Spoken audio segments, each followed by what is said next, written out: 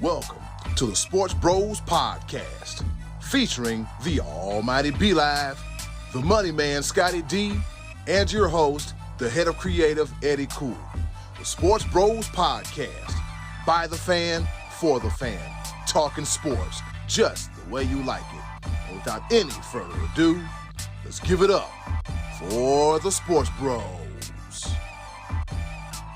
We talking sports. All right, let's get this thing started. Here it is, the top of the order.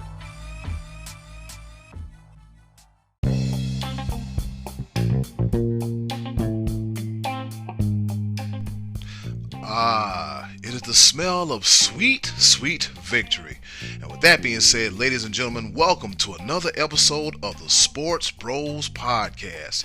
I'm in such a good mood, and if you know me like you know me, you probably know why, because my lady Gamecocks, they did it again. For the first time since 2017, Don Staley and the crew, they defeat the mighty Gino Auriemma and the Yukon Huskies 69-49 to claim their second championship in program history, which means that 1-11-1 is the South Carolina Gamecocks as they defeat the Yukon Huskies. I'm going to talk about that real fast. Oh, don't worry, Scottie D and B-Live, they'll be here shortly. But right now, spend some time with your favorite head of creative here, the Sports Bros Podcast, Eddy. And help me celebrate. It's Tuesday. You know what time it is. Everybody's in a good mood. So let's just be happy. Let's have some fun. And let's get right into it. Now, Sunday night was the Women's National Championship game. And as I stated, the South Carolina Gamecocks defeated the Yukon Huskies 64-49. The Lady Gamecocks, they applied pressure the entire game.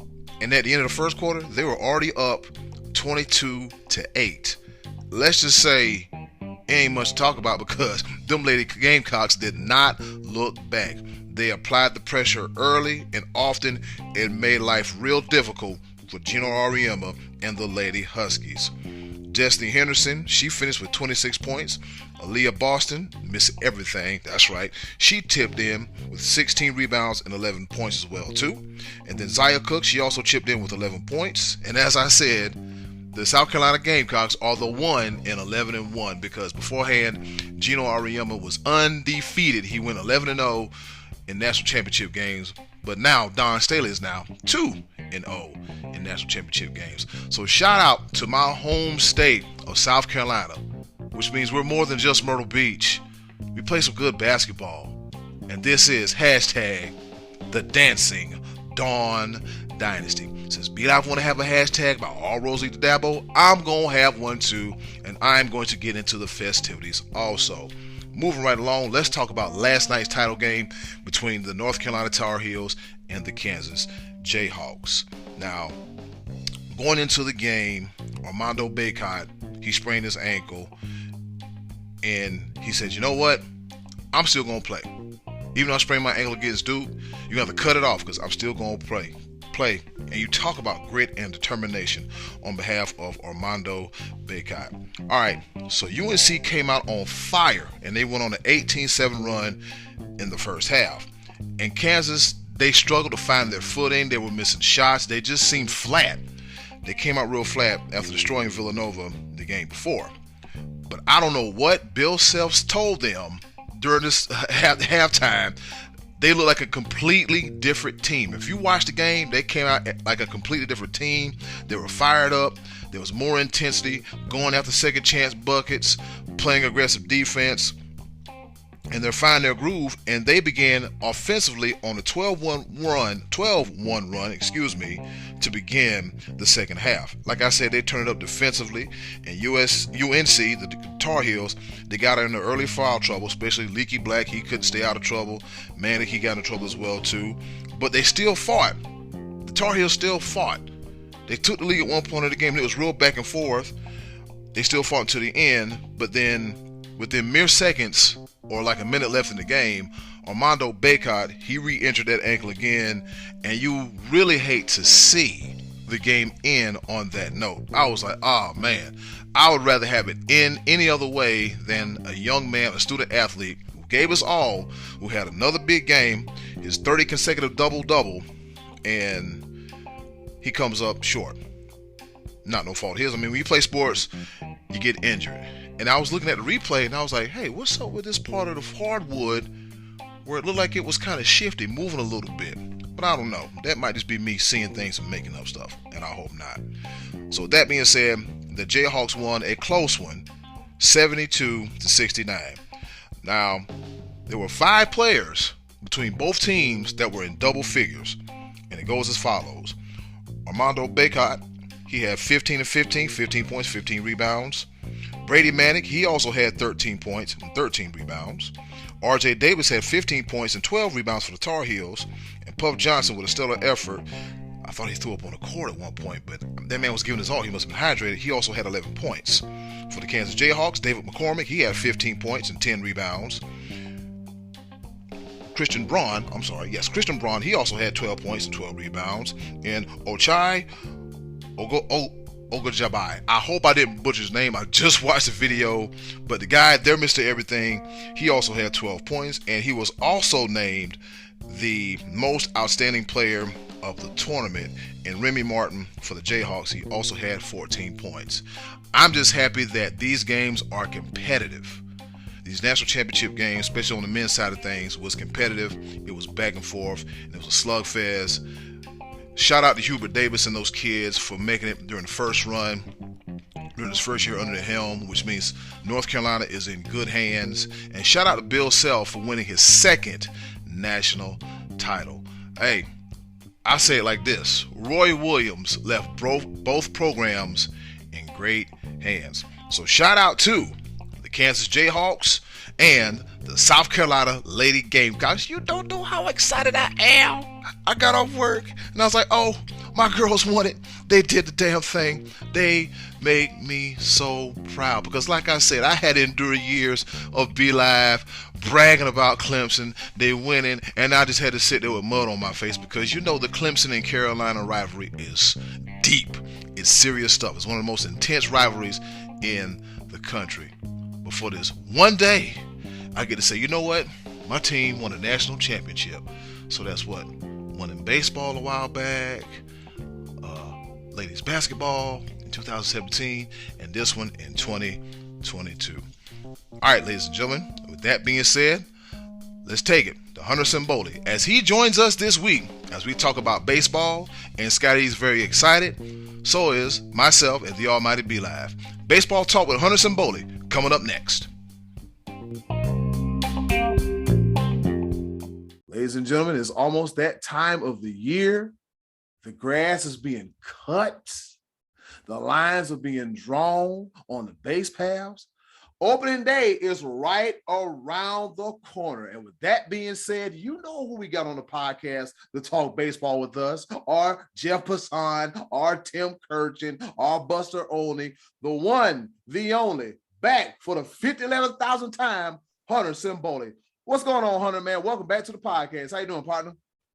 What's going on? Hope you guys are doing well. I got to tell you, I am ecstatic that we are just 3 days away from opening day. And, would have been 4 days ago, but, we're here. We're getting baseball as a full season, and I am grateful and I am ready. Amen. Amen to that. Yeah, Hunter, before we even get started, I want to go ahead and apologize for the other two podcasters, the two bros' behavior last week because they were overly ecstatic about the fact, and they were just screaming out the fact that Dean Kennefic was the best guest that we had on the show. And I was like, what about Hunter? Like, I mean, that's my boy. That's our boy, Blue. I didn't say that. Yes, you did. It's Never said that. Never said that. I took some offense to that, but it's all good. No hard feelings. Never said that. Because Dean did offer us courtside seats to a Villanova game. So it was a knee-jerk reaction to that. That's what happened. It was a knee-jerk reaction. So, Hunter, are you going to hook us up with national championship tickets this coming year for college football since you went? All right, he might be a better guest than me. All right, I don't know if I can pull that off. But man, Hunter is so glad to have you back, man. It's one of those things for the listeners out there. We actually talk on the regular now. He's pretty much an honorary sports pro. We're glad to have you, man. Absolutely. And this is best time of the year. We talk of baseball. We got WrestleMania, all the things. It's Masters coming up. Everything's going on. All right, so let's go ahead and dive into it, shall we? All right, so here we go. We got the top MLB top 100 players of right now. We're not going to go through all 100 players. We ain't got that kind of time. So we're going to discuss players 10 through 1. Fellas, Hunter, what do you think? Did they get it right? Was somebody ranked too high? Is somebody overrated, underrated? What say you? You know, I like how the list is titled top 100 players right now, when 5 or 6 of these guys didn't even play a full season last year. Mm-hmm. I'm just going to start with that. Let's mention who they are, because so the people who are listening know what we're talking about. Shohei Ohtani was number 1, and he was the MVP last year, correct? Right, of the American League. Yeah. And I understand why he's number 1. That I'm not going to say that he shouldn't be number 1, because he does both sides of pitching and batting extremely well. Like, he's very good at both. I think he's a better batter personally, but I understand why he's number 1 there. Absolutely. Now, Mike Trout barely played last year, and he's number 2. And Fernando Tatis is going to be out till middle of the summer, or 2 months, I think what is, and he's number 3 with the Padres. He's going to be out for a month minimum. I'm certain of, right? Yeah, I heard it was at least late May, early June, and then that's I what think I was they'll reevaluate. Okay, and Juan Soto comes in at number 4. Machine. He is a machine. Bryce Harper is number 5. It's hard to believe. I remember seeing Bryce Harper on the cover of Sports Illustrated when he was a teenager. Now I feel like he's been around forever. Yeah. And he had he was the MVP last year. And I didn't even hardly see Bryce Harper last year. It was like that was like one of the quietest MVP campaigns I think I've seen. It's like he flew under the radar. radar. Not at all. And I was like, him? Okay, all right. Yeah, I mean, I was like, you sure? I guess it's because the Phillies didn't really jump off the page at anyone last year. You know, they kind of underperformed. I think they were in contention early in the season, and it's kind of faded. So you got Mookie Betts from the Dodgers. Now there's a high profile guy who had a pretty good year last year. But again, you say he missed time with injuries last year. And then Jacob deGrom missed. I mean, he was on a historic pace. He's on number 7. That was our second pitcher on there. Mm-hmm. Vlad, number 8, Vladimir Guerrero. Was he hurt last year as well? If he was, it wasn't long. Personally, I think he played most seasons. He had 48 home runs, so he would have had to have been in for most of that. And here's where B Live gets a little sensitive, because Freddie Freeman has jumped ship. He's going to the Dodgers, and he's at number 9. It's going to be interesting to see him in that stacked lineup. Then Ronald Acuna Jr., who was the most important piece of the entire Braves franchise, he went down, and they won the World Series without him. So he's back. That's like the Braves getting a bonus. The champion are getting this guy added to their roster this year. So those are the year 10. Like you said, Hunter, a handful of those guys didn't even get to play a big chunk of the season last year. Yeah, I personally, if I'm looking at the list and everyone's healthy, I personally don't see anything wrong with it. But with the list at this very moment right now, I think personally that Vladimir Guerrero Jr. should be higher. I think Jacob deGrom, he was on an historic pace, but because he was injured for a good portion of last year, and he's going to be injured for the first, I want to say at least first month, at the very least, a month and a half, just because he has to be reevaluated. And he's not even picking up a baseball. He's going to be out for at least 2 months. That's just a given. Based on that, I think you actually need to back up deGrom a bit. That's not saying that he's not he's probably the greatest starting pitcher in the MLB when healthy. There's no competition, I don't think, personally. And one of the best is right next to him, Max Scherzer, and I don't think he's going to be ready for opening day either. And then he's hurt too. Yeah, and I think Mookie is a really weird case where he kind of had an off year last year, but in his standard, but he had a pretty good year, all things considered, and I think he'll bounce back handsomely. Bryce Harper, the reason why he had one of the more quiet seasons, but still like not necessarily quiet seasons, I shouldn't say, one of the more unnoticed seasons and won MVP was because that MVP race, I think, was a lot tighter than what it was in the AL. I think, yeah, you were hearing his name from time to time, but he wasn't being featured a whole lot on ESPN because it was all Shohei Ohtani, it felt like. Yes. It was all Shohei Mania. Which is fine. I'm not going to knock it because, listen, if you could play one side of the game well, you're a really good player. If you could play both, obviously, hasn't been seen in quite a long time, especially at the level that he's competing at.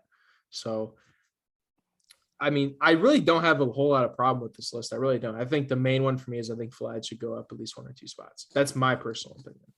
I like to move Acuna up to probably the 5 spot. Yeah. On this list because I think Bryce Harper, as great as a year he had last year, he hit 309 and he had not had a high average like that in years prior. It was like power, homer, and he hit 309 last year. And maybe that's why we don't see the highlights of him as much, because he wasn't knocking about. He had 35 home runs, don't get me wrong, but that seems to be his MO. And I think at this level of the game, I like Acuna better than Mookie Betts as well. That's just me, but I'm big on Acuna. I've seen him play, and how some guys you're like, man, that's my guy. That's the guy I go with. I like him a lot. I kind of think I would rank Trout ahead of Ohtani. I mean, just because of the pitching, I think Ohtani's getting bonus points for being a pitcher. I really do. But I think Trout's a better player. Yeah. If we're ranking Ohtani just on his hitting performance, I think he's still a top 10. Then he was pretty close to the league leader in home runs, wasn't he? Like top 5. Yeah.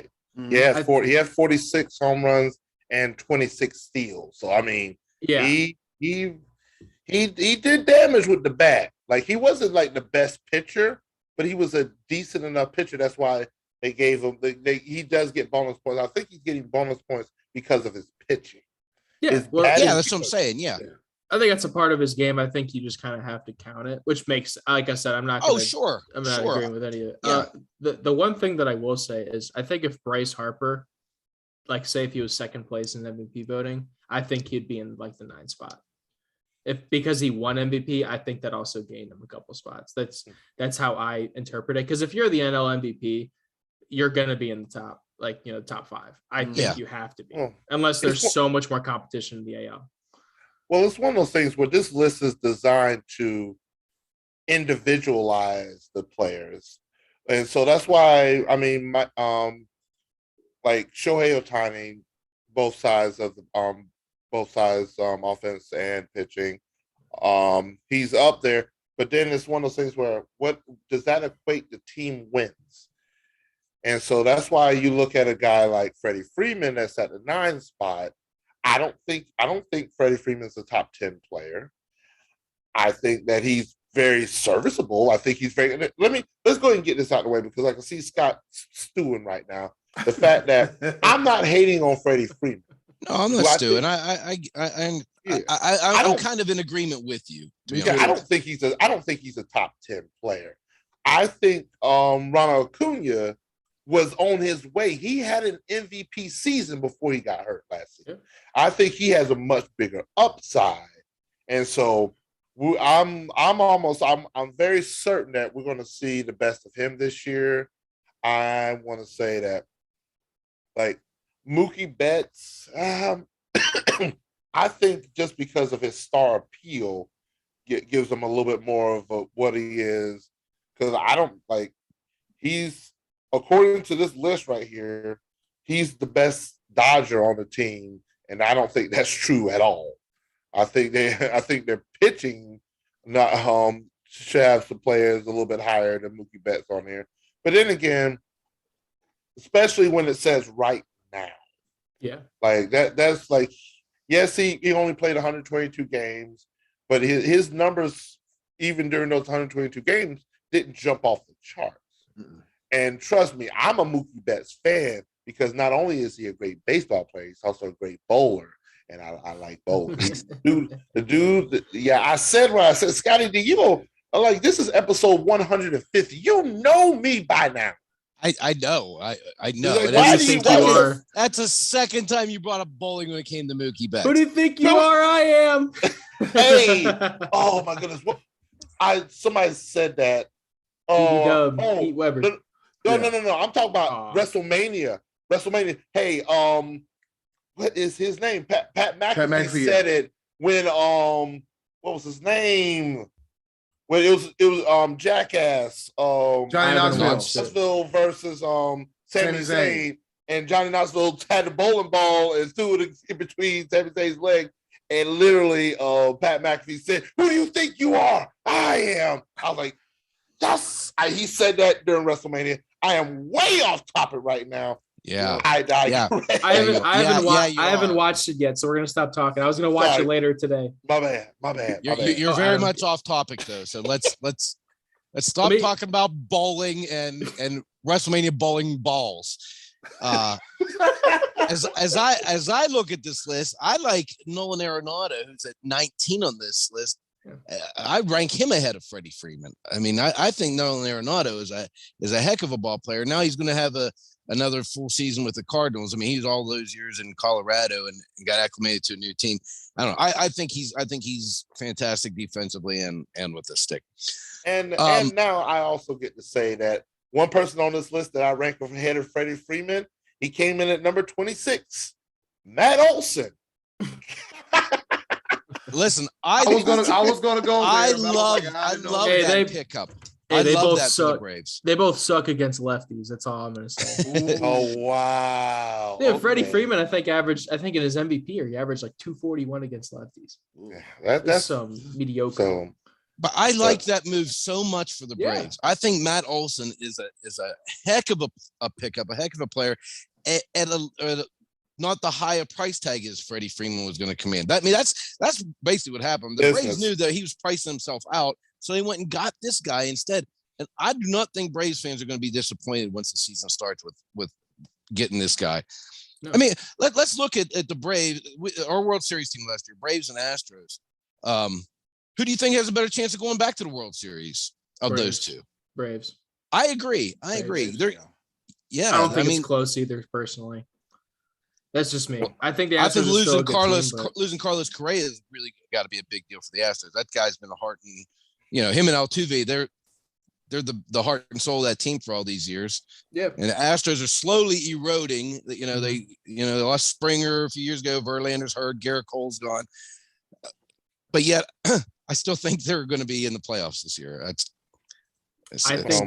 I think Seattle is going to dethrone them in that division. I think Seattle looks really good. Okay. Seattle looks really good. Did they pick up Robbie Ray? Is that who they got? They picked up a bunch of dudes. Jesse Winker, Eugenio Suarez. They picked up a couple guys that are really good role players and can really maximize their value. I really think that they're in a good spot. I think the Rangers offense is going to be it's really hard for me to tell with the Rangers because they were so bad. Really? Yeah, but I don't think they're going to make the playoffs, but with Simeon and Seager going over there, I think that's going to light up their offense. But but what kind of pitching do they have in Texas? I don't think anything. I've been hearing. I think they signed like two guys. They signed like two guys. I think I can't remember their names off the top of my head. This was before the lockout, so I kind of have to think back a couple months. Yeah. Turning our attention to the Dodgers, though. I mean, you look at that team. How do you not pick them to win the World Series? I mean, even their manager, Dave Roberts, ain't the kind of guy that's going to be talking trash at them. He's saying we're going to win the World Series because how can you not look at that lineup? It is so stacked. They're fully loaded. They got everybody. They're good on all sides of the ball. You got Freddie Freeman, then you got Mookie Betts, and then everybody else. And it's kind of like, how can you not pick them? How can you not pick them? They're absolutely loaded, and I know that it doesn't always translate. But this is a team that's already been good for 8 or 9 years, and transitioning to they haven't had to overhaul. They kind of made slow transitions and done it well. I mean, I'd say there's a ton of pressure on them to win the World Series this year with that financial investment into that lineup. Yeah, they also what they did in the like 2 days ago or the past couple of days trading AJ Pollock for Craig Kimbrell. Mhm. Now they have their Yes. closer, and I Yep. really don't think there's a hole in that team. There truly is. It's the most complete team I've probably seen in maybe 10 years. Wow. And Yeah, that's going into the season, that's what I mean. There's nothing that you can look at and say, here's the weakness. Because if you have 4 dudes in the lineup that go into a slump, you got 4 more sluggers to carry the weight. I mean, and like you said, adding Kimbrell, that was a sneaky good move because he was available and nobody else jumped on it. yeah.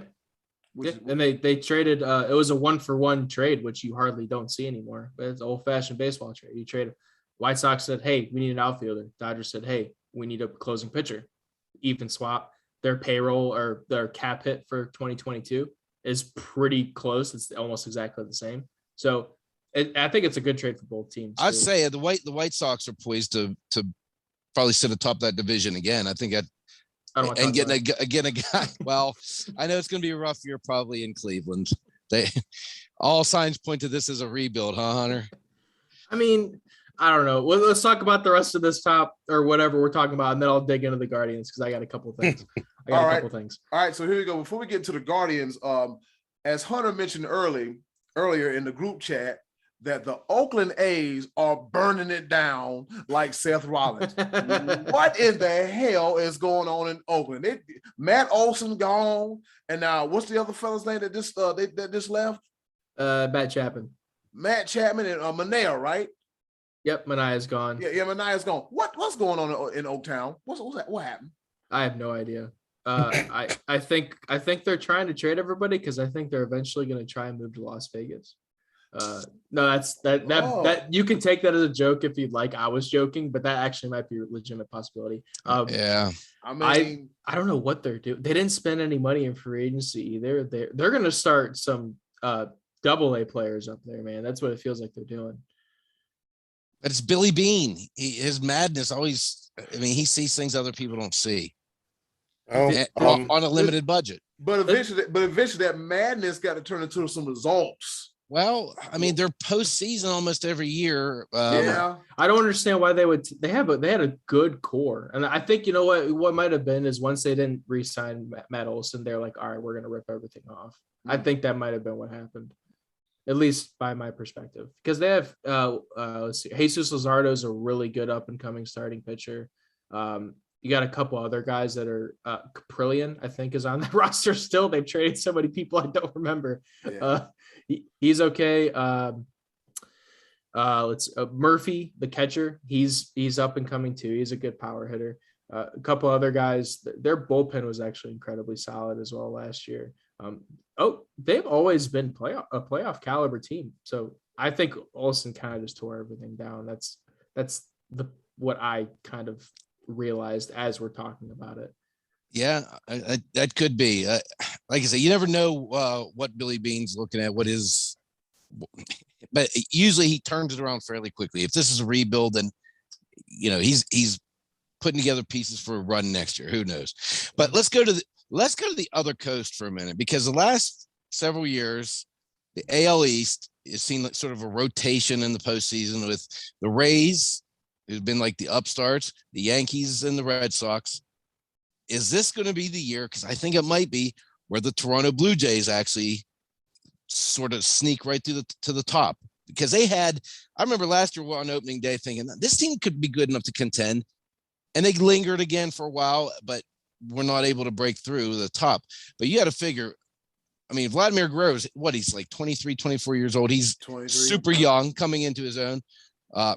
Obviously capable of hitting 50 home runs.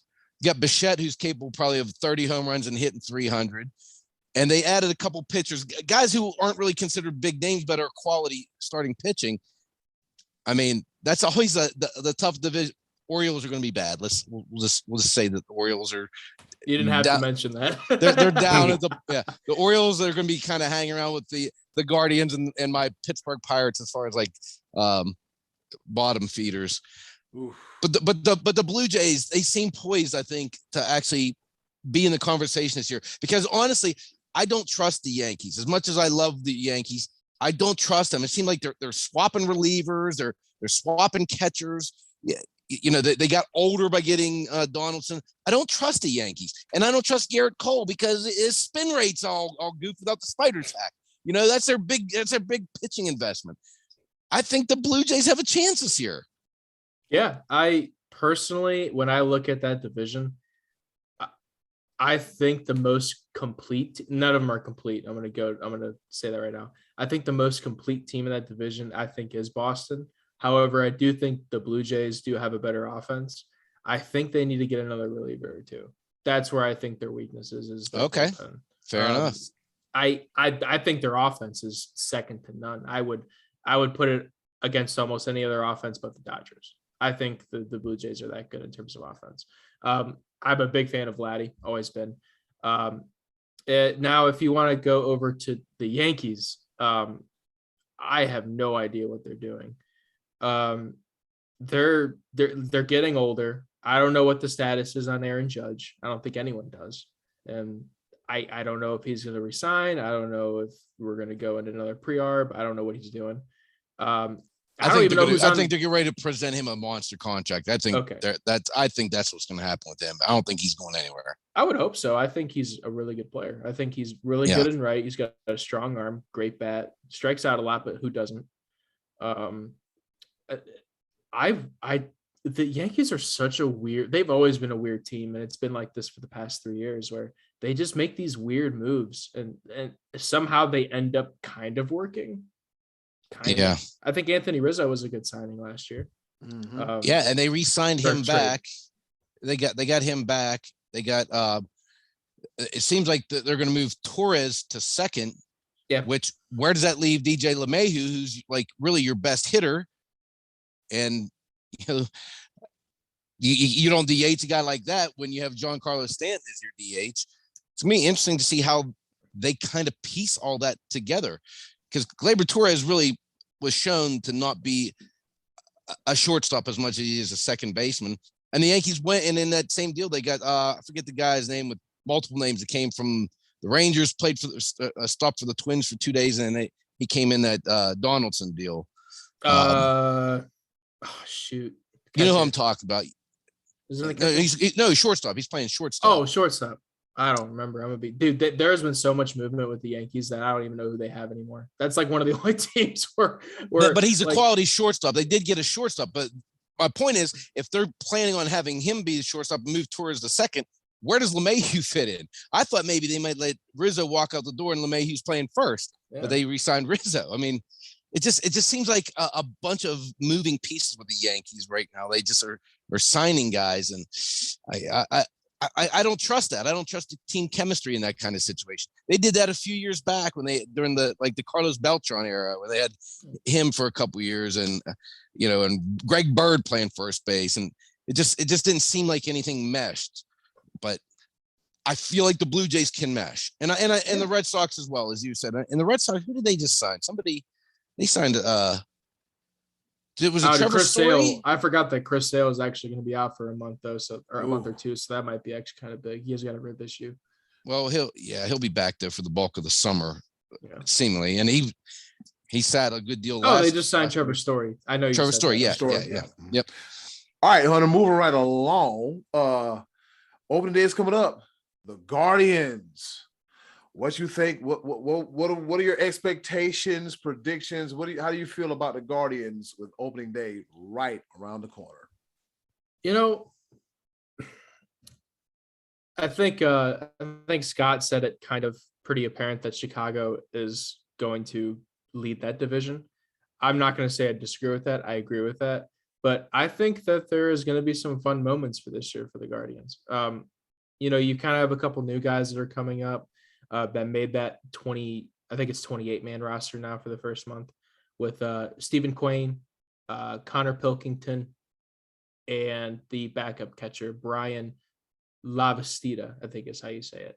And I think Stephen Kwan is going to be great. What is he going to start? I don't know. Personally, I don't know what Tito's plan. I know what Tito's plan, whatever his plan is, it's going to work some way, shape, or form. I've already mentioned that he's one of the best coaches in the MLB. I'm going to stick to that. I think he's the best in the AL. I think there's not a whole lot of not a whole lot of competition, but that's just my opinion on it. their roster to me is extremely interesting because they're very strong. They have a very strong starting rotation and a very strong back end of the bullpen, right? With Class A, Karen Chak, who's actually hurt right now. And I personally think that you need to put Nick Sandlin as the seventh inning guy. I think he's lights out when he was healthy. Granted, he missed the last 3 months of the year, I believe, with I want to say shoulder fatigue. Mm-hmm. And then you look, I think obviously the main weakness for them is the outfield. You have Miles Straw, who's locked down center field and will be there for a couple of years. And then their corner outfielders, I worry. I really wanted them to pick up a big righty or a big lefty to kind of put in left or right. But I think they're going to rock with Mercado and Zimmer. I think the reason why is because they're both out of options. So if they get sent down, it's sayonara. So I think this is a similar situation to what happened last year with Jake Bowers. He was the starting first baseman, and because he had no options, then he was sent down because he was batting $130, something weird. Ooh. And Bobby Bradley came in, and I think he's growing too. And then I think their middle infield and infield is very good. You have Bobby Bradley, Ernie Clement, and Yu Chang kind of locking down, Bobby Bradley and Yu Chang kind of locking down first. I think they're going to platoon. I think Bobby Bradley is probably going to take that spot mostly. And then Clement and Owen Miller, who are going to be, I think, utility guys.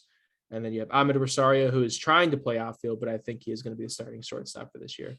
And then obviously the best player by a wide margin, Jose Ramirez at third. And you have Hedges. I'm going to forget to mention Austin Hedges, but I'm looking forward to seeing this Ramirez playing. But Hunter, I haven't heard of most of those guys before, man. The Guardians. They are this sounds like a full-fledged rebuild right now. But as you mentioned, they have the right manager to guide them through something like that. Yeah, I understand why people are thinking it's a rebuild. That it makes 100% sense on paper, but if it were a rebuild, I would think that they would move off half of their starting rotation. Their starting rotation, I think, is going to be top 5 in the MLB. Really? Yes, that's what's going to carry them this year. You have Shane Bieber, who is obviously, is one of the best pitchers in the MLB. And then from there, it's a bunch of young guys that are going to be very good. Aaron Savale is sneakily a top 15 guy. I've heard good things about him, but you don't think they'll move off of Bieber, try to trade him off and well, we just locked down Emmanuel Clase on a 5-year contract, a very team-friendly contract, a 5-year $20 million, which makes me believe that I think they're going to try not necessarily do the same for Bieber, but I think they're going to make an effort for Bieber, the same as they're going to do for J-Ram. I really don't think they're going to try and rebuild. I think if they're in a winning position at the All-Star break and they know what they're missing in the outfield, I think they're going to make a big splash. But obviously, with everything that's kind of going on with that team, obviously I could be wrong. I'm not going to say that I'm right. It could happen, and I think it will. I don't think it's a rebuild, though. I think the back end of their bullpen and their starting rotation is too good. I really do. Well, one thing, and Franmil Reyes, I didn't even mention him. DH. I want to mention something that Scott will appreciate this, because the Pittsburgh Pirates are no longer sitting at the bottom of payroll spending. Guess who sits at the bottom currently right now? Hunter has his head down because he already knows. The Cleveland Baltimore. Guardians. Baltimore. I'm not according to what I'm looking at. Baltimore's spending 29.4. Cleveland Guardians at 29.1. This is according to BetMGM.com. So it could be. I was going by that graphic that was put up by what's his name? Jock Peterson. Jock Peterson put that graphic up a couple weeks ago. I was going by that. In short, I think the Guardians are probably going to be second or third in that division. I think they do have a chance at the wild card. Their pitching is going to carry them. That's my take. Wow. That's my last take on them. I really do. I think they're going to get a wild card spot. Hunter. All right. Well, let's do World Series. Let's just go ahead and pick our World Series teams and wrap it up here. What do you think? But before we do that, Scottie D, we got to get up out of here. We might sit up for the next go round because guess what time it is? Oh, what time is it? It is time for our favorite portion of the show, and Hunter's going to stick around. It is time for the choices of the voices. With that being said, Hey, yo, Button, hit it.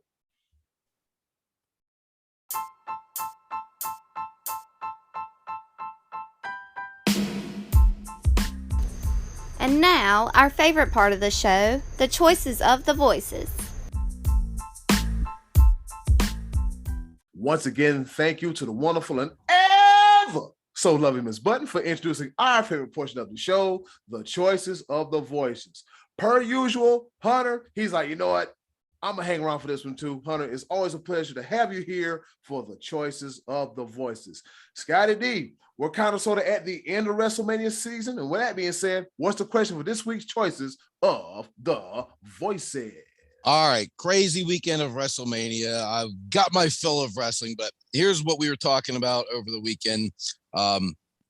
What is your favorite WrestleMania match or moment of all time? For those of you who are, as Colin Coward would say, booger eaters like we are, where we really we appreciate the fine art of professional wrestling or sports entertainment, however you say it. But yeah, your favorite WrestleMania moments or matches. What did we get here, Eddie? Cool, couple good answers. You know what, Colin heard. I was cool on him, but he want to call people booger eaters. He's back to being a weird duck. All right. With that being said, let's get into the choice of the voices. Hey, my name is Colin Cowherd. Look at me here. I'll take some Heineken. All right. So here we go. The Hall of Famer himself, Uncle Max, he said Hulk Hogan body slamming Andre the Giant at WrestleMania 3. I have to admit that I was more of a WCW fan. So we got one for the body slam heard around the world. Mm-hmm. All right. And then Eric Black, he said, aren't most professional sports entertainment nowadays all about the Benjamins, baby? From TV ratings, the Vegas. And then Scott Donner replied, cool, I'll put you down for Rock versus Cena. Yeah, you don't answer the question, I'll answer it for you. Next. Stay on topic, unlike myself. Yeah. My man, pots and pans. All right, so here we go. We got the best name in the game, JoJo Comfort. He says, without a doubt, the Intercontinental title match that was Savage and Steamboat in WrestleMania 3, instant classic. Wow. Two mentions of WrestleMania 3. That was the one that stole the show, though, that match, with all the false finishes and pin attempts. And I think the ending was bad, though. Didn't Georgie Animal still get involved in the ending and screw everything up? Somebody get hit a low blow, get disqualified, or somebody got hit with a ring. I think Macho Man got hit with a ring bell or something, and then Steamboat pinned him. But yeah, it was a great match. Yeah, so good. All right, we got match ahead of its time, actually. Very much so. All right, we got Jason Bonema. If I got your name right, good. If not, correct. I apologize. Jason Bonema. All right, he said definitely when Hulk Hogan got Andre over his head and body slammed him. Yep. So that one's a sticking one that sticks out in people's minds. All right, so here we go. We got Lonnie Doxey. Lonnie Doxey said the Undertaker versus Mankind, Hell in a Cell. Nothing can come close. Except it was King of the Ring. That too. I was just gonna say, wait. that wasn't WrestleMania, but that's cool. That might as well have been a WrestleMania match, though. It's just Yep. All right, and I Candy. don't fault them. Yep. And Candy Nichols, she just said best stuff ever. Heard. All right. Okay. Moving right along, we got Jim Henson and not the Muppet Man. He said Hulk Hogan is 6'7" and Andre the Giant is huge. Great comments. Yeah, great observation. I mean, as far as I was concerned, I really can't dispute that. I really can't fight against it. All right. So here we go. All right, I got another one here. Cameron Beard, he said, in honor of the late great Scott Hall, I nominate Razor Ramon versus Shawn Michaels from WrestleMania 10, the Intercontinental title match that changed the game. Mm-hmm. That was a big one. Man, and did it ever. All right, and here we go. I'm venturing over to my favorite wrestling group, the Blurs of Professional Wrestling, the Power of Positivity. They got in on the action too. And 80 series, he says the Intercontinental Championship match at WrestleMania 31. I forgot who it was, but I'm pretty sure it's good because he remembers it. All right, so we got Danielle Williams. We love you. So she's a wrestling fan, a WWE wrestling fan, and she had a long list, and it goes like this, as follows.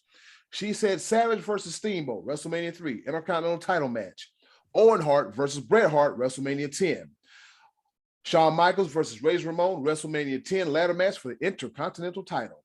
Roddy Piper versus Goldust, WrestleMania 12, the Backlot Brawl. Oh, that was crap. That was garbage.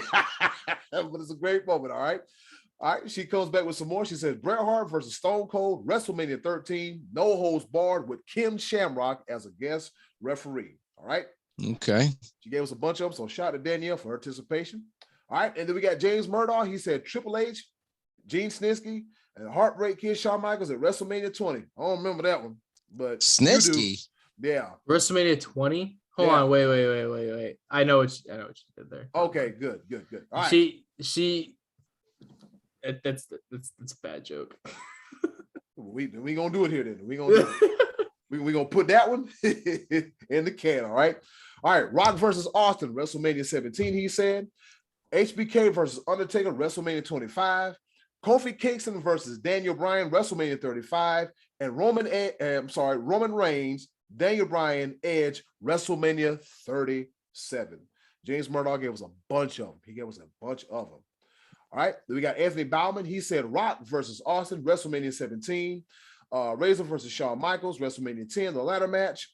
Shawn Michaels versus The Undertaker, WrestleMania 25. Triple H versus Daniel Bryan, WrestleMania 30. Bret Hart versus Stone Cold Steve Austin, WrestleMania 13. And Sasha versus Bianca. Oh, good one there. Your girl, Scottie D. A new entry. Yep, your girl. Oh, I love me some Sasha. Hey, Hunter, every week, Scottie D is like, Sasha's gonna come out and turn heel.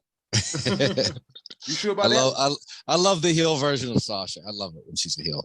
Yeah, I'm waiting for it. Yeah. Is that all of them, Eddie? Is that everybody we got there? That is all of them, man. I literally ran through them, but a lot of repeat ones though. And some very good. That ladder match is one that has got a lot of attention. I think Scott Hall passing away recently kind of brought some attention back to that one. And a couple for Steamboat and Savage, a couple for the Undertaker and Shawn Michaels. That was a classic, actually classic in back-to-back years. They did it 2 years in a row. Mm-hmm. Nobody mentioned. Well, I'm not going to say. Hunter, go ahead and tell us what yours is.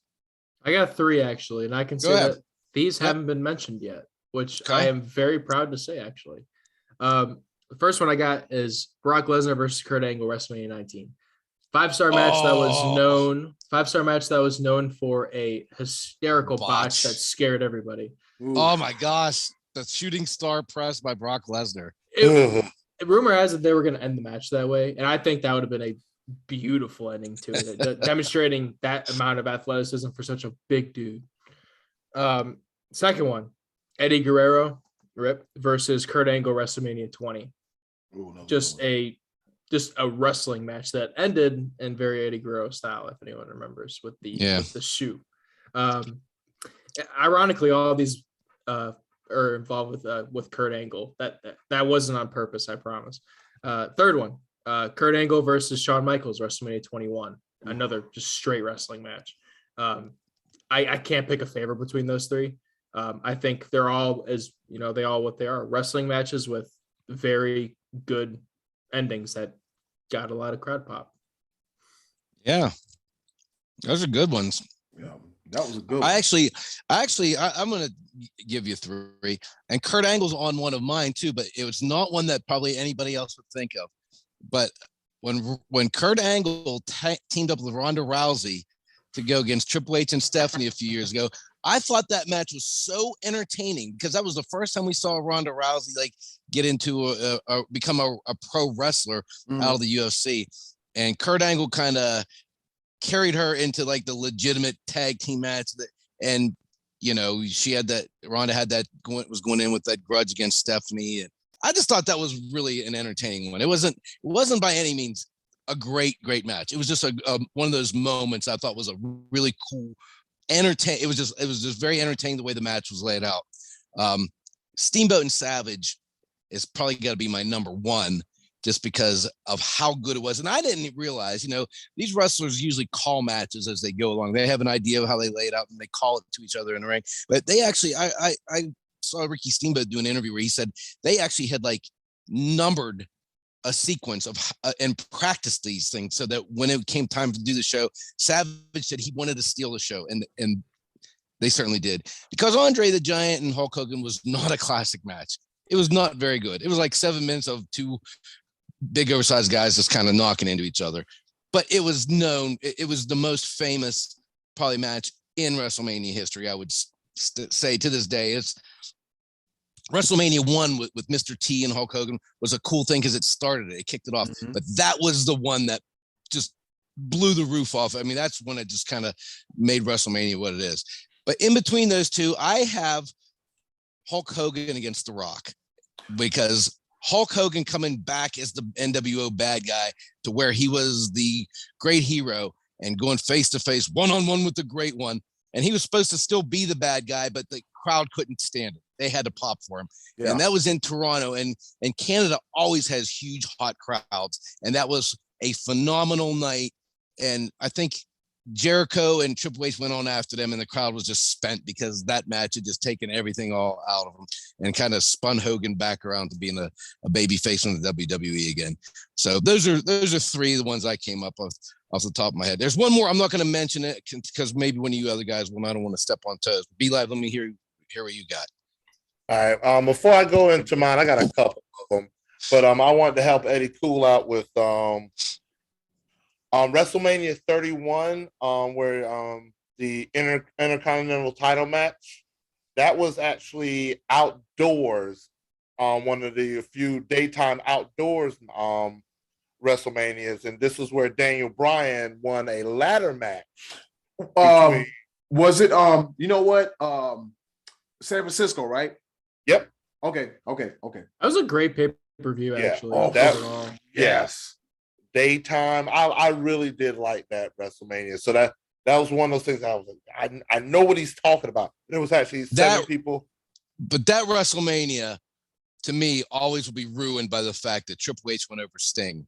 To me, that was terrible that happened. But anyway, I digress. Go ahead. I got you. But yeah, it goes over on everybody. Yeah, that was lousy. That was a lousy decision. I'm in the game. Oh, my bad. Hunter hasn't watched it yet. I'm not going to spoil it. You got to watch. Lousy decision for that one. Go ahead. You got to watch.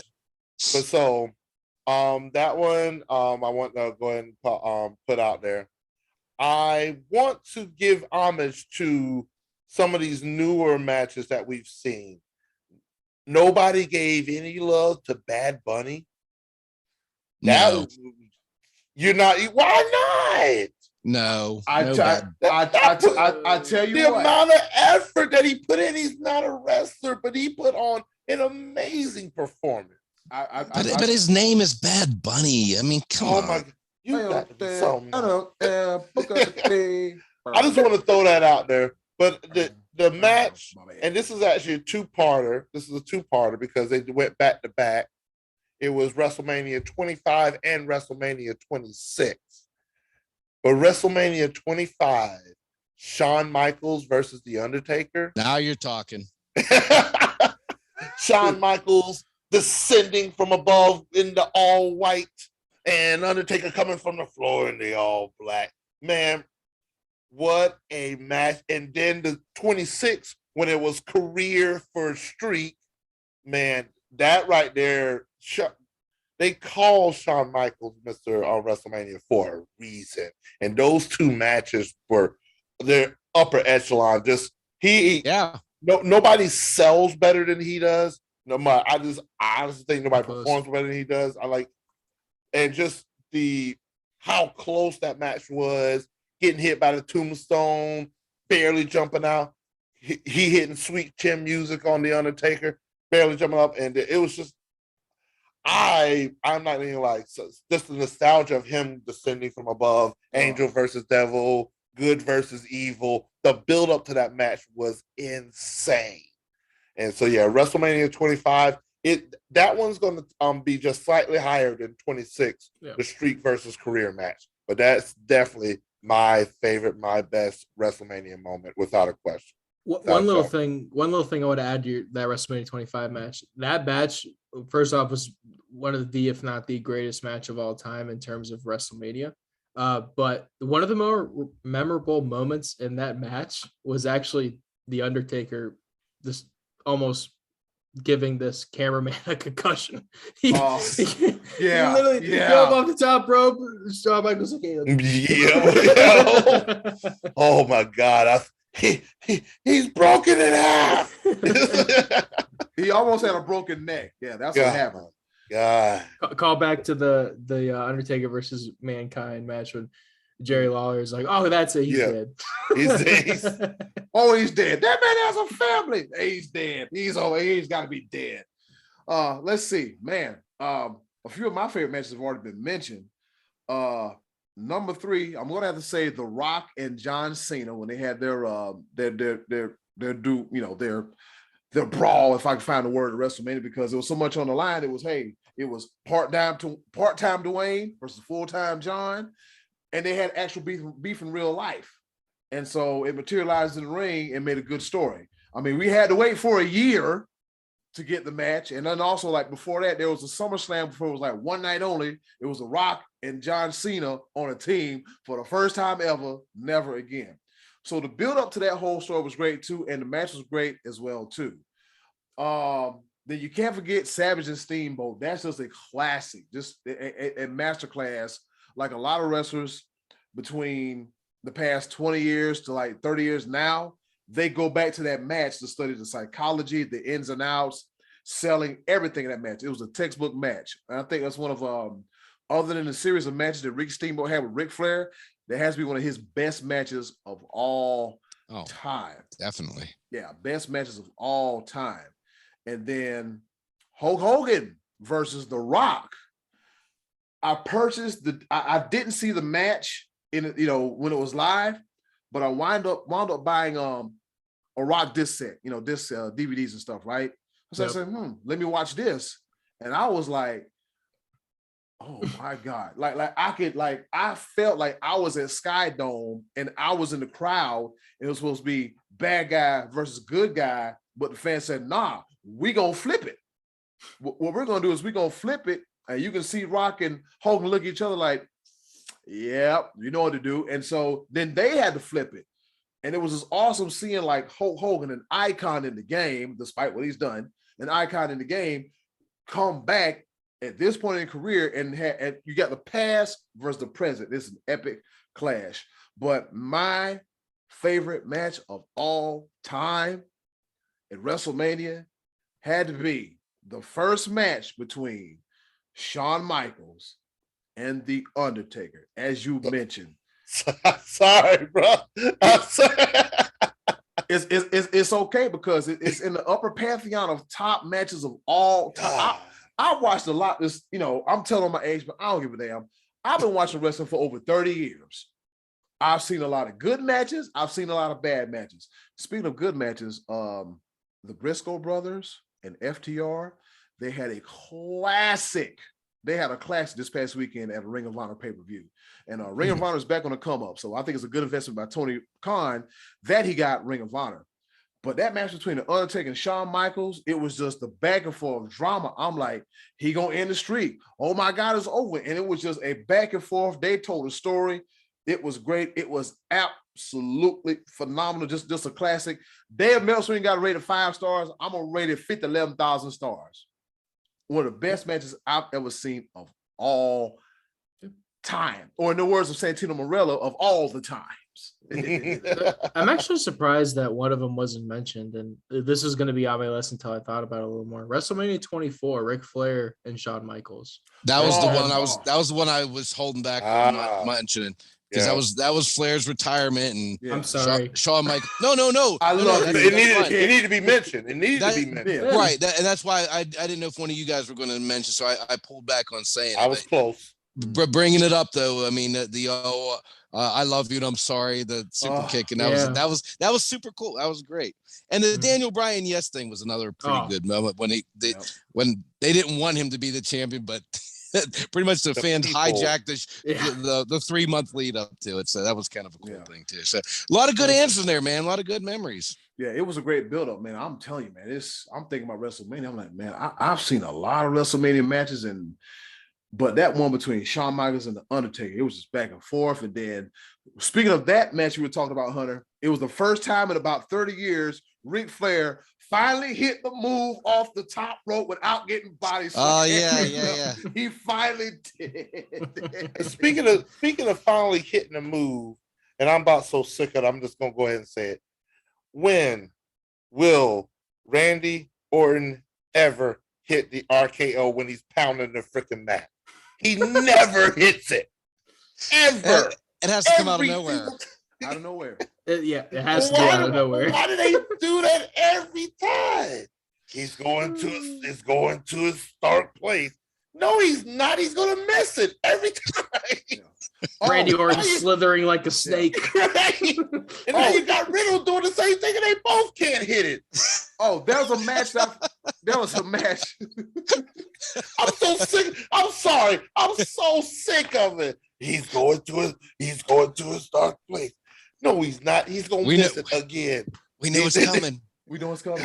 Oh, fellas, a match I forgot to mention was the main event of that WrestleMania in San Francisco. They started off as Roman Reigns versus Brock Lesnar, and then here comes Seth Rollins, Mr. Burn It Down, cash it in, boop, 1, 2, 3, swing the belt and get out there. I was in such shock because think about it. The night before, early in the night, he did lose a match to Randy Orton in one of the Randy Orton's top 5 RKO. Where the step up. They come here, boom, and he caught him, and then Seth Rollins like, I'm about to get my redemption. I didn't see that coming. Brock was mad. Roman was like, damn, man. And that was a great match too. I mean, the match was good, and that's when Suplex City came to existence. But that was another great. Hard to believe nobody mentioned Special Delivery Jones against King Kong Bundy. That was another classic. The best RKO of all time will always be Randy Orton and Evan Bourne.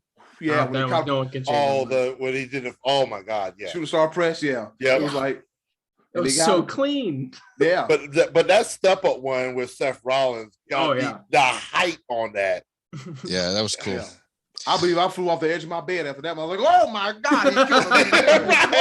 He RKO'd me. Yeah. I got hit too. I'm laying on the ground. My back hurt. No, really, it is hurt.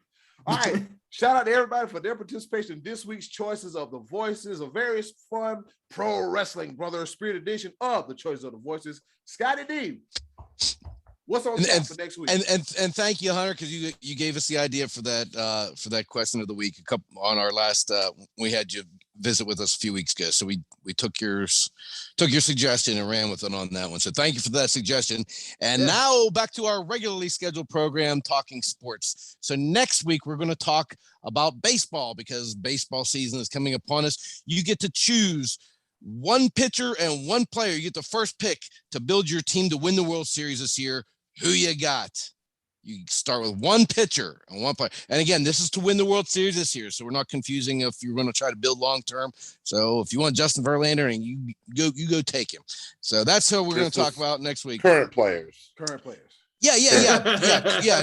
Not best players in history. This is of who is in the league right now. You get to pick one pitcher, one player to start your team to win the World Series this year. And why not throw us in your World Series prediction as well? Sorry, Scotty, I had to cut you short, but due to time constraints, you know how this thing I got you, brother. That'll give us something to talk about next week. All right.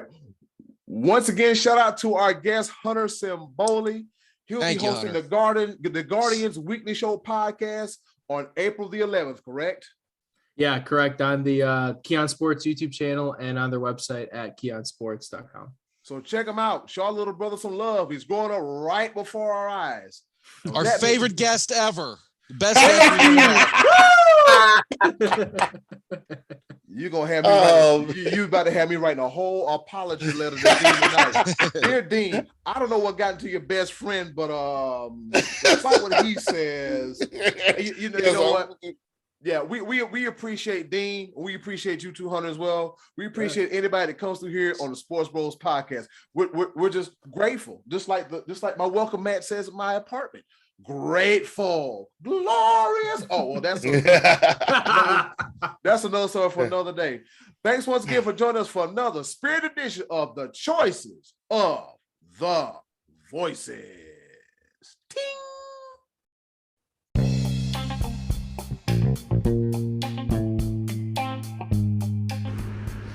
Okay, boys, let's bring it home with a round of pepper. All right, it's time for us to go home and get what I call the hell up out of here. But before we go, we got a round of pepper. That's right, Scottie D. You got to stay hydrated, baby. You got to have that water, baby. Got to have that water. We're doing a round of pepper. You know how we do it. 3 topics, rapid fire style, kind of, sort of, not really. Here to engage, enlighten, and entertain. With that being said, I'll go first, all right? On this day in history, back in 1967, Wilt Chamberlain, you know, that Wilt Chamberlain, he sets an NBA record with 41 rebounds. All right, think about it. That's a lot of rebounds. That's a lot of boards. That's a lot of boards. That's a lot of grabbing and snagging, baby. A lot of grabbing and snagging. And with that being said, guess who broke their own record? Wilt Chamberlain with 55 rebounds in one single game. Stop it. There it is right there. 55. Was anybody else playing basketball, or was it just Wilt versus everybody else? Oh, that's what made Wilt Chamberlain Wilt Chamberlain. He was taller, bigger, and faster than everybody else on the court. So, I mean, there's 55 rebounds, 100 He must have been playing against. He must have been playing against all white people. I didn't say it. I did not say it. I did not say it at all. I mean, I might have felt it, but I did not say it. That is why we have the money man, the main event, Scottie D, on the show. He can say some of the things that we can't say, and then again, we can say some things. Don't you that? We ain't gonna do that. So you mean tell me John Havlicek? Who else? Bob Cousy, Jerry West. Yeah, Wilt Chamberlain breaking his own record. Over to you, Scottie D. Okay, so this is a wonderful week. I know college basketball is coming to a conclusion. That part's sad, but this is the fun part. Masters Week. This is it. And for the biggest chunk of my life here, Phil Mickelson's been part of the Masters, and he's not going to be there this year. He's got a little controversy. He's laying low.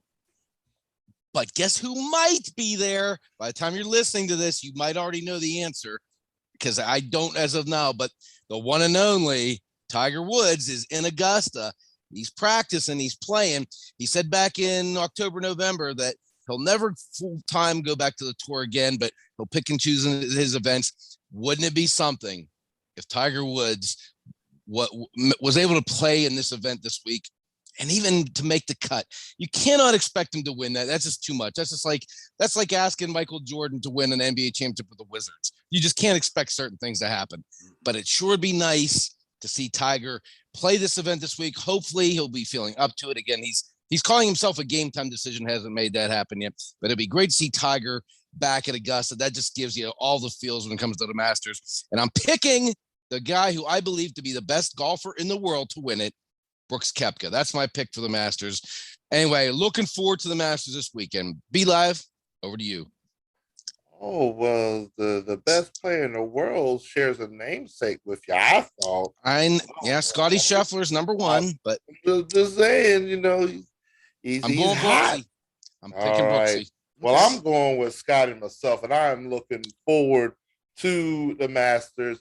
It would be that much bigger with Tiger Woods, but it's going to be big anyway because it's Augusta. It's the Masters. Beautiful. It's the Masters. Shout out to, you know what? I'm not going to do this. Yeah, I'm going to do it. Shout out to Hootie and the Blowfish. They usually do an annual concert Monday after the Masters in North Myrtle Beach. Product of, you know what? I'm going to do right. I'm going to do right. Oh, I'm going to do right. Hey, look, I said, he's struggling, but this is where they're from. Oh, we got some champions. Go ahead, Be Live. My first pepper point, and I'm going to do this. I'm going to find a way to get through this because all three pepper points they're connected together. Back in May 7th, 2008, the South Carolina Gamecocks hired Dawn Staley as their women's college basketball head coach. Since then, she has produced 2 national championships, 6-time SEC champion, 4-time NCAA regional champion, Final Four's appearance, 2-time Naismith National Coach of the Year, and 5-time SEC Coach of the Year. 2008 was a very good year for the South Carolina Gamecocks and their women's basketball program. Congratulations on winning the national championship. All right, Eddy Cool, the ball.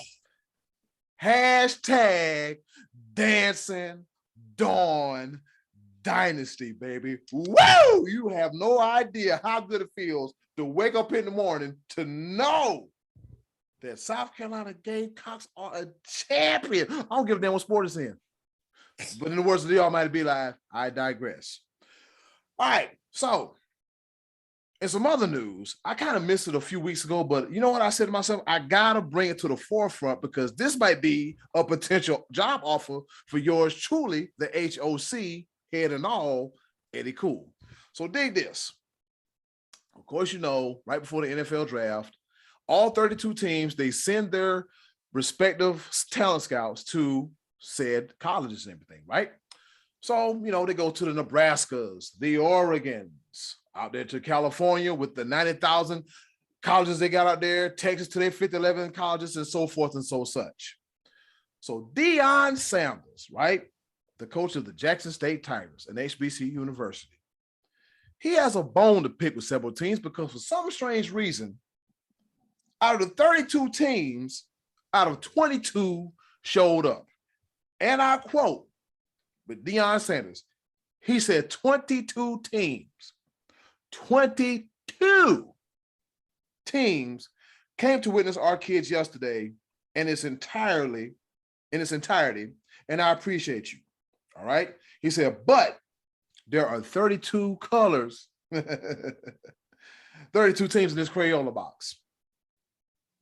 Therefore, and I quote, the Dolphins, the Broncos, the Texans, the Bills, the Buccaneers, the Ravens, the Panthers, the Browns, the Vikings, and the Eagles. Where art thou? Coach Prime asked. He said, you could have sent somebody, man. You could have shown up just a little bit. Now, I know I just hit my microphone and stuff's falling, but I'll say that to say this. I really ain't got much going on other than working my behind off. If y'all need me to go to look at some kids, I'll go do it. I'll go do it. I'll go do it. Because think about it. We've had a lot of Hall of Famers come from HBCU schools. Walter Payton, Jerry Rice, Michael Strahan, Darryl Green, who's still fast. He's like 65 and still fast. So you mean to tell me you can't send, you go to Starkville, you go to Ole Miss, you mean to tell me you can't send nobody to Jackson, Mississippi. In the words of Scottie D, y'all got to do better. Over to you, Scottie D. Do better. And speaking of do better, oh, man, this is a little bit of a toughie. This is in regards to my favorite sport, soccer. So you guys are familiar with the former goalie of the women's national team, Hope Solo. Wait. You about to talk about whole long gallery review. You about to talk about soccer. Yeah. Yep. Hope Solo was the former goalie for the women's national team for many, many years. Be like, mark this down. Never been a fan of Hope Solo. She was kind of a troublemaker. She got suspended once or twice, had to leave her own team. It was always in controversy. She's married to former NFL player Jeremy Stevens. And back in 2012, they had a fight, domestic situation. The police had to tase him to get them apart. And the next day they got married. This girl has just never seemed to have all the wires connected. But recently, very recently, this got a little sad. She was arrested in Winston-Salem in the parking lot of a Walmart for being passed out with her 2 kids in the back seat. DWI situation. Don't know the whole story at this point, but it doesn't sound very good for her. She says her kids are her whole priority. I don't know if something happened that put her in a bad situation, or she just happened to be tossing a few back and then said, let's go to Walmart, kids. I don't know. Don't know the whole story. Doesn't matter. Just in this situation, Hope Solo, I am rooting for you. You got to get better. You got to do better. You got kids relying on you now. You cannot do this kind of stuff. You're out of the limelight. We don't want to hear your name back in the spotlight and back in headlines for the wrong thing. So Hope Solo, I am now a fan of yours, rooting for you to do better. Be live. Over to you. Twin two-year-olds were in the back seat. Whole babies. Yeah. So prayers, just let's not bash, let's not judge. You got to do better. I'm rooting for her. Turn it around. Absolutely. All right. Second pepper point. I told you these are connected. And Eddy Cool, you should know me by now. I got to bring things back full circle. Because also in the year of 2008, it'll be specifically on October 13th, in another part of South Carolina, a little bit further upstate, a man by the name of Dabo Swinney was named the interim head coach of the Clemson Tigers football program. Eddy Cool, I don't know why you heavy breathing, because you knew I wasn't just going to let you have all the limelight.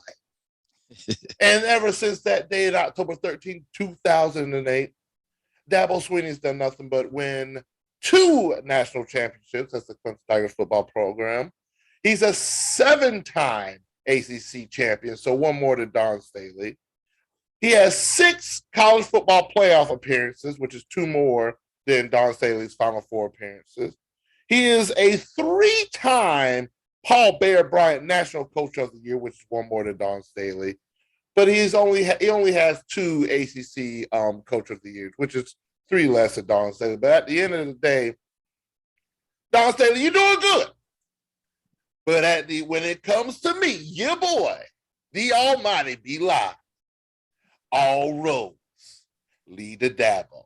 That was a trap. You set up a trap in the first point. You set it up and you didn't really mean it. You didn't mean what you're saying. You're setting a trap. Eddy Cool, the ball. Dirty dog. See, Scottie D, I knew it. This is why I'm not surprised, because here's the thing about it. I knew B Live was sitting at the house and he was like, Eddy Cool is going to be so obnoxious tomorrow. You damn right I was. I knew it. I'm acting like nobody ain't never won nothing. Yes, earlier, I know I had the championship logo, but I'm doing for the Sports Bros. But look here, I got the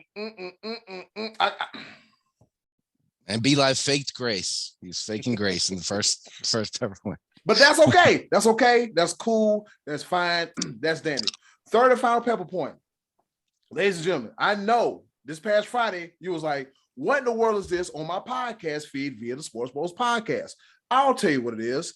It's my cohort, Dave Rivera and I's podcast, where we honor the best in boys high school basketball in Lorain County, Ohio. This is a football state, but it's some ballers, baby. It's some ballers up here. And just to let you know, this coming Friday, we're going to give honor to all the girls players in all of Lorain County. Mrs. Basketball, Coach of the Year, Player of the Year, all the first and second teams and honorable mentions in divisions 1 through 4. You really want to stay tuned to that. We enjoy it. I enjoy it. It's reignited my love for the sport of basketball. So stay tuned, and there might be a name change to that particular podcast. But Sports Bros is my baby, always and forever. So stay tuned to the Sports Bros podcast and what me and Dave Rivera got going on. Over to you, Scottie D. All right, don't forget, this is home. This is home. Go do your thing. This is home. Okay. So I'm sure everybody by now has heard the story of Eric Church, the country western singer, who I had never heard of before last week because I don't listen to that garbage. Anyway, a lot of people must. A lot of people must, because this past Saturday night, there was a whole bunch of people who paid for tickets to watch this guy sing And this dude says, nope, not going to make it. I'm going to go watch basketball. I am a lifelong Tar Heel fan. They're playing Duke for the right to go to the championship, and I am going to that game. So this guy with his giant stones in his pants doesn't say, I can't make this show for personal reasons. He didn't say, I'm ill, I have a family member sick. He didn't make anything up. He just flat out said, I'm not going because I'm going to go watch basketball. Now, at the surface, it sounds pretty bad because you have people that have planned this, people that are going to come from out of town. You have people that had their work schedules planned, people that, were planning on making money from this event. But then I started thinking, what if I had tickets to that concert and I was a North Carolina fan? Maybe that works out in my favor because he's going to give a free concert back there on September the 2nd. He's going to make it right. He's going to make good. Now, I'm sure there's going to be some people unhappy still, but nonetheless, if I, Scott Donnelly, am the guy that was playing that concert and somebody wanted to come watch me sing, and let's just say in some far-fetched universe, the Dallas Cowboys made it to the Super Bowl, we ain't going to be singing that night. We're going to the game. So Eric Church, I give you a thumbs down and a thumbs up at the same time because, dude, you're a sports fan and I get it. Be Live, over to you, brother. Hey, real one. Because I can tell you, for listeners outside of the states of North Carolina and South Carolina, you may not understand the severity and the realness of this rivalry. And when I tell you that game exceeded expectations, there's no way if he'd have had that concert, it'd have been a half-ass concert. Just being real talk, because he wouldn't have been focused. No, he'd have been on stage with his phone in his hand. Yes. And there's no way he could have DVR'd it and not found out. No, I mean, if he would have missed that game, he'd have been looking for extra legs to kick his own ass for missing that game. That's what he would have had to have done. I'm just saying, there's no way. I'm just telling you. I took the night off. I usually do karaoke. I was like, no, I'm telling you, nobody wants to listen to karaoke. It's not gonna happen. Not doing it. Ain't happening. So did they sing gave after? The night off. No, I didn't show it. They gave it. I thought you went there and we're gonna do it after the game. I said that, but I didn't. All right, cool. Okay. Shout out to people at Sand Trap. Shout out my girl Lindsay. She gave me the night off. She understood. I was enjoying. And quick shout out to Gaston Brewing Company. They actually had a private showing of the game and featured some of their nice, lovely, delicious beverages. And so I was able to go there and see the game. Shout out to Paul Odom. He is still sulking right now because he talked a lot of trash, but Duke didn't get it done. He talked a lot of trash. They can't guard you. Let's go. He said it like 1,000 times. Also, quick shout out before I do my third and final pepper point. Scottie D, when he was talking about the Cowboys making it to the Super Bowl. Make your final pepper point. I'm going to go ahead and feature that May 4th, 2022, Doctor Strange and the Multiverse of Madness will be coming out. So that was Scott actually promoting that movie because it's going to be in another universe because it ain't going to be here. Doctor Strange, Multiverse of Madness. Make your pepper point.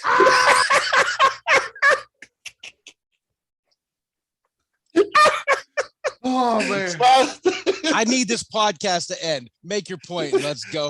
Third and final pepper point. And I'm keeping all that. Let me bring it back. All right, bring it home, Be Live. Let me bring it home. Third and final pepper point. Don Staley. Don Staley is not only known as a coach, but she's had a storied playing basketball career as well. And I would be remiss not to give her full justice because not only while she was a player, she was a 6-time WNBA All-Star, She's part of the WNBA 10th anniversary and 15th anniversary team. She's a two-time Naismith College Player of the Year, as well as a two-time Coach of the Year. As a player, she won the bronze in the World Cup in 1994, gold 1996 Atlanta, gold 1998 in Germany World Cup, gold 2000 Sydney Olympic Games, gold 2002 in China World Cup, gold 2004 in Athens. Then she switched around, became a coach. She won gold in 2018 Spain World Cup, gold 2019 San Juan FIBA America, gold 2020 Tokyo Olympic Games, gold medal 2021 San Juan FIBA America. She is a natural born winner. And she has quite the resume at the end of the day of being the greatest female basketball entity, player, and coach of all time. Shout out, I'm building the resume for Dawn Staley, the GOAT of women's basketball. You heard it here from a Clemson fan. Mic drop, and I'm out. Yes, sir. Mic drop, and we're out. So was that good enough? Did I bring it back? You know, so I. Eventually it happened. Yeah. Be Live, that was phenomenal. So did we all three get our pepper points in? We did. All right, we enjoyed it. We enjoyed it. And that being said, we want to thank you for joining us for another episode of the Sports Bros Podcast. Shout out to Dean Kennefick. Hopefully I don't butcher his name. He probably going to hate me. But anyways, Dean, we love you, baby. Thank you for joining our podcast. By the way, Dean, quick shout out. The years that Villanova won the national championship in basketball 2016 and 2018, Clemson won in football. All roads lead to Dabo, and I'm out. Yes, sir. See, he just had to get in. All right, we about to get out of here and watch a little bit of Monday Night Raw. And with that being said, and then in closing, do something nice for yourself. And if you can, do something nice for someone else. They'll appreciate it now more than ever. As I stand up, you'll see my shirt that says the University of South Carolina Gamecocks. You might see my pajama pants. I don't give a damn. It don't make a damn bit of difference. My team won. And with that being said, thanks for listening to another episode of the Sports Bros Podcast. Be live. You know what to do. Yes, sir. Thanks for listening. Go Gamecocks. Hey, it's Eddie Cool here from the Sports Bros Podcast. And do you want some more of the Sports Bros Podcast in your life? Wait a minute, don't answer that. The answer is yes. And I know you want some more of the Sports Bros Podcast in your life. Do us a small favor. Go to the description box, click our Linktree link, and you'll see all the links on how to follow the Sports Bros Podcast. Once again, thanks for listening.